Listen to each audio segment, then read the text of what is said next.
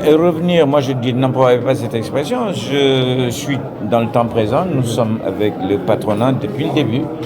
Et ce qu'on dit, c'est simplement dans le rituel classique. On voulait informer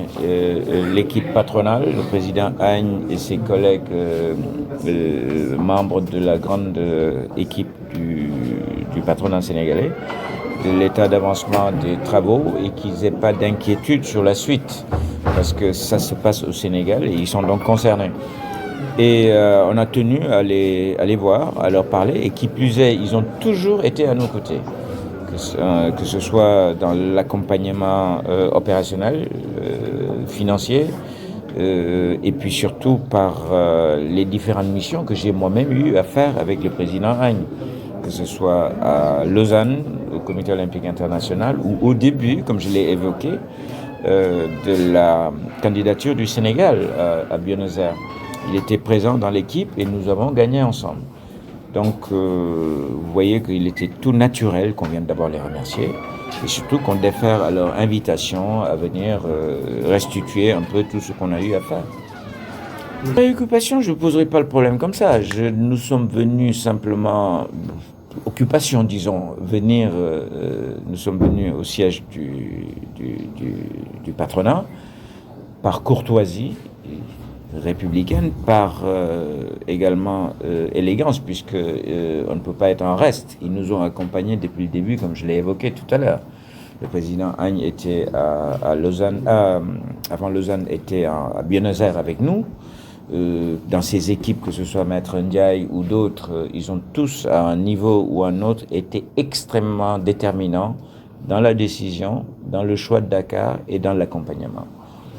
Dans tout, hein, vous savez, c'est un package deal d'organiser des Jeux Olympiques. Il y a la restauration, il y a l'hôtellerie, c'est le label sénégalais, il y a le transport, il y a tout. Si vous prenez la jauge, c'est quasiment ouvert à 100%. Donc, le spectre large embrasse tous les secteurs d'activité du pays. Moi, j'enlèverai le mot malgré. Je pense que je suis satisfait de ce qu'ils font. Il n'y a pas de malgré, et au contraire, leur accompagnement, comme je vous l'ai dit, est de façon permanente. Nous avons fait beaucoup de choses ensemble. C'est tellement vrai que dans la Learning Academy qui fait que la Banque mondiale s'intéresse à ce produit que nous avons mis, la semaine prochaine, nous recevons une visite du vice-président de la Banque mondiale qui vient voir un peu, parce qu'on en parle, grâce à vous d'ailleurs, de ce que nous sommes en train de faire. Il voit que le secteur privé est à nos côtés, c'est la plus belle consécration. Mooy ñin secteur privé ñëpp nag organisation yëpp dajaloo rafetlu liggéey bi comité olympique di def depuis le début loolu moo doon wax ji parce que ñun ñëpp xam na ni 95 mooy lan juróom-ñeent fukk ak juróom fan moo ñuy séparé événement bés bu rëy bi ñu ne comme que noonu la ak li ñu doon wax yëpp ñoom njëkkoon nañu woon nañu kat ñun secteur privé dañu bëgg ngoon participer ci liggéey bi léegi ñu xool ni kat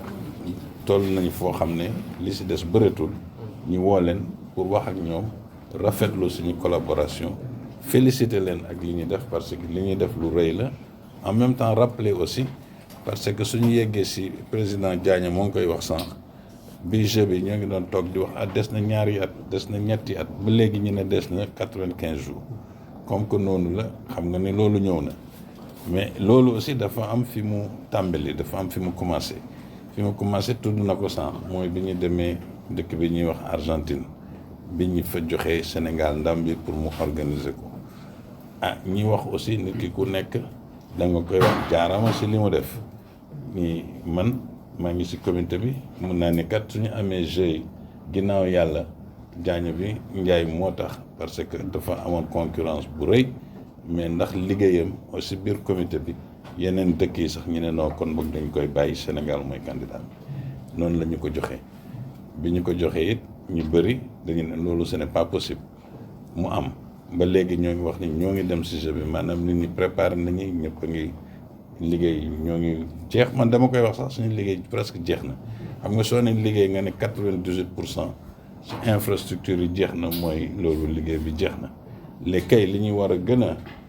toppatoo mooy ñin ñu toppatoo suñu bopp sénégalais bu nekk loolu laa bëggoon aussi ñu xam ñin ci secteur privé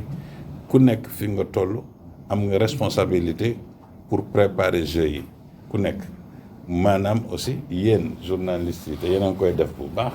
war ngeen di continuer def communication bu rafet parce que ñëpp a ngi ñuy seetaan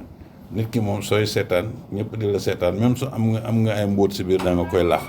rafetal ko maanaam loolu seen responsabilité aussi mais responsabilité sénégalais bu nekk la aussi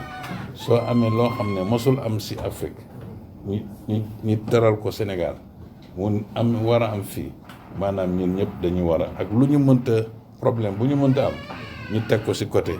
ku nekk taxaw nekkat kii suma affaire la ñu fexe ba nga xam ne Sénégal kenn du ko reetaan